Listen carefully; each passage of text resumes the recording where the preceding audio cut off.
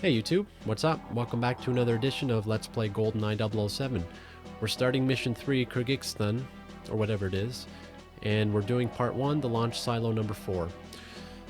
So for this level, our objectives are photograph the satellite, obtain telemetric data, which is a small DAT card that one of the scientists drops, retrieve the satellite circuitry, which is a series of small circuit boards that are scattered throughout the level, and try not to kill a bunch of scientists. No guarantees on the last one there. So this level is very linear in that you need to make your way from point A to point B, basically from the bottom to the top, in a certain amount of time, and while completing your objectives, obviously, and trying not to die. So we're starting at the bottom down here. We need to make our way up. Need to do like a circle, going around in a circle upwards.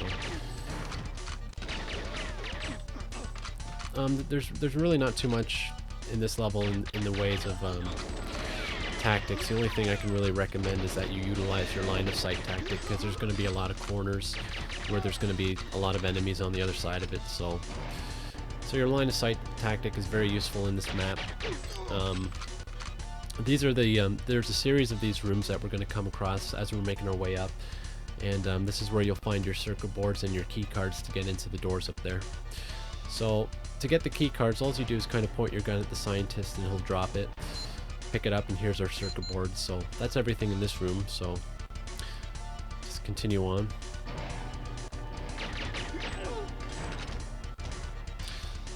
The good thing about this map is it's not easy to get lost. All you have to do is keep on going right, and the only exception is the very last room that we come to. We're actually going to have to go left. Yeah, kind of another tip right here is you want to make sure. I'm actually just going to run right out because I don't want to want those barrels to explode behind me, because if they do, that's pretty much instant death. So moving on into this room, same idea. Get the key card and the circuit boards. There's the key card right there and the circuit board, so you can move on. Again, we're gonna go right here, and we're actually gonna switch to the KF7 right here because I'm getting pretty low on PP7 ammo, and I'm gonna be, as you can see, running into a lot of enemies up here. So, and you're gonna notice I'm taking a lot of damage, but I don't really care because I know there's gonna be some body armor up here pretty soon. So I'm not overly concerned about, my life. Again, utilizing that line of sight tactic. There's the DAT, and there's the circuit board. Again, we don't need a key card for this room because it's the last room. Okay, sorry, this is the second last room, so we are going to need a key card. There it is. Sorry, yeah, the last room has the that satellite that we have to photograph.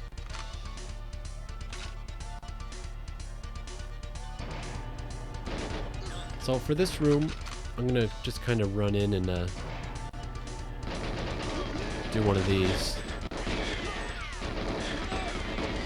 And I probably should not have done that because I'm actually pretty close to dying here, but I should be fine. Gonna kind of move up here. Fortunately, the body armor is just in this room, so I'll grab that and take a picture of this because it is one of our objectives. This camera, picture of that. Oh no, I don't want to go back there. And so yeah, this is the room that you don't need a key card because we're actually going to have a little face-off with Oromov here. But before I do that, I'm just gonna see, there's that railing trick I was talking about earlier. If you just kind of stay behind a railing, you can actually prompt them to run right toward you. And so Oromov is just around the corner here. I'm gonna just try and get some nice shots in here before he.